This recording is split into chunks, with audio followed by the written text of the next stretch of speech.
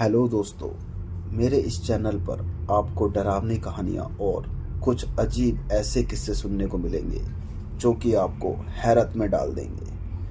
आप सोचने पर मजबूर हो जाएंगे कि ऐसा भी होता है। दोस्तों, मेरा नाम अमित है। मैं आज ऑफिस से निकलने में काफ़ी लेट हो गया था। करीब 11:30 हो चुके थे। मैं अपनी बाइक निकालकर घर की तरफ निकल पड़ा। रास्ते में एक रेड लाइट के जस्ट पार करते ही एक वाइट कलर के मैले कपड़े पहने एक भिखारी मेरी तरफ आस भरी नज़रों से अपने हाथों को कपकपाते हुए शायद कुछ पैसे या कुछ भीख मांग रहा था। मैंने उस बाबा को इग्नोर करते हुए अपनी बाइक को आगे बढ़ा लिया। करीब 10 सेकंड ही हुए होंगे कि मैं हैरान हो गया, क्योंकि अब एक सेम टू सेम बाबा उसी तरह से भीख मांगते हुए दोबारा दिखाई दिया। मैंने घबराकर जल्दी से पीछे मुड़कर पहले बाबा को देखा तो मैं हैरान हो गया, क्योंकि अब वह बाबा मुझे एक अजीब सी मुस्कुराहट के साथ देख रहा था। मैंने घबराकर जैसे ही वापस आगे की तरफ देखा तो मेरे सामने एक बड़ा सा ट्रक था, जिससे जाकर मैं बहुत बुरी तरह टकरा गया। अब मेरी आंख हॉस्पिटल में खुली। पता चला कि मैं एक हफ्ते से हॉस्पिटल में एडमिट हूँ। अब मैं अपने आप को काफ़ी ठीक महसूस कर रहा था। डॉक्टर्स ने भी मुझे छुट्टी दे दी थी। मैं हॉस्पिटल से बाहर निकल रहा था, तभी मैंने देखा वही बूढ़ा आदमी सामने से आ रहा था। मैं इतना घबरा गया था, इस बार मैंने उसे देखकर अनदेखा कर दिया और आगे बढ़ गया। कुछ ही कदम आगे गया था कि पता नहीं क्यों मैंने घबराते हुए एक बार फिर उसे पीछे मुड़कर देखा।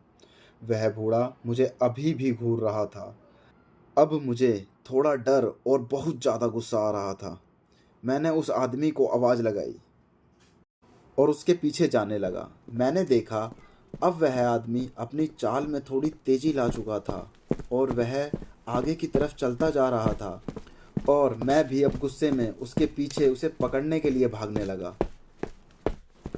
थोड़ी दूर जाकर वह बूढ़ा आदमी एक बड़े से हॉल में घुस गया। मैं भी भागता हुआ उसके पीछे उसी हॉल जैसे कमरे में घुस गया। वो हॉल कुछ ज़्यादा ही अजीब सा था। दीवारों के साथ बहुत सारी दराजें बनी हुई थी। थोड़ी ही देर में मुझे समझ आ गया था कि यह तो मर्चरी हाउस है, जहां मुर्दों को रखा जाता है। अब मैं फिर से बहुत ज़्यादा घबरा गया और तेज़ी से गेट की तरफ भागा तो देखा दरवाजे मेरी आंखों के सामने बंद हो रहे थे। जब तक मैं दरवाजे के पास पहुंचा, तब तक दरवाज़ा बंद हो चुका था। अब मैं दरवाजे को पीटे जा रहा था, पर दरवाज़ा खुल ही नहीं रहा था।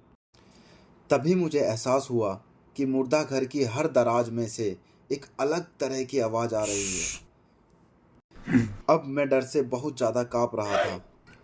हद तो तब हो गई जब एक एक कर सभी दराजें अपने आप खुल रही थी और बंद हो रही थी। मैं फिर भी दरवाजे को पीटता रहा। तभी अचानक बाहर से एक आवाज़ आई और दरवाज़ा खुल गया। मैं बाहर निकला तो गार्ड ने मुझे बहुत सुनाया और कहा कि रात के 11:30 हो रहे हैं, तुम इस वक्त यहाँ क्यों आए हो। उसने मुझे डांट कर जाने दिया। अब मैं अपने घर पहुँच गया था और ऊपर वाले से दुआ कर रहा था कि अब मेरे साथ ऐसा कभी ना हो। इस वाक़ये के अगले दिन अमित के साथ कोई भी अजीब चीज़ नहीं हुई, पर रात को जब वह अपने लिए चाय बना रहा था तो उसके दरवाजे पर एक दस्तक होती है। अमित घड़ी की तरफ देखता है कि इतनी रात को कौन आया है, तो देखता है घड़ी में 11:30 हो रहे होते हैं। तभी अमित किचन के बगल वाली खिड़की से देखता है तो वह इतना डर जाता है कि अपनी जगह से हिल भी नहीं पाता, क्योंकि अमित ने देखा वो बूढ़ा आदमी उसके दरवाजे पर बार बार दरवाजे को बजा रहा है। पूरी रात अमित ऐसे ही एक कोने में बैठकर दरवाज़ा खटखटाने की आवाज़ सुनता रहा। सुबह हुई तो अमित ने हिम्मत करके बाहर देखा तो वहाँ कोई नहीं था। जैसे ही अमित राहत की सांस लेता है, तभी दरवाजे पर एक और दस्तक होती है। अमित घबराते हुए फिर से बाहर देखता है तो इस बार दरवाजे पर पुलिस खड़ी थी।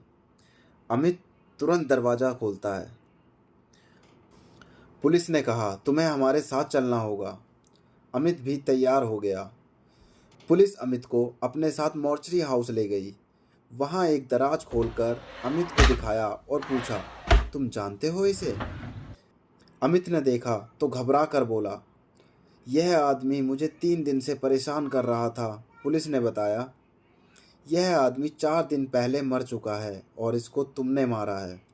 पुलिस ने बताया कि हमने 4 दिन पहले की सीसीटीवी फुटेज देखी है, जो कि रात को 11:30 की है।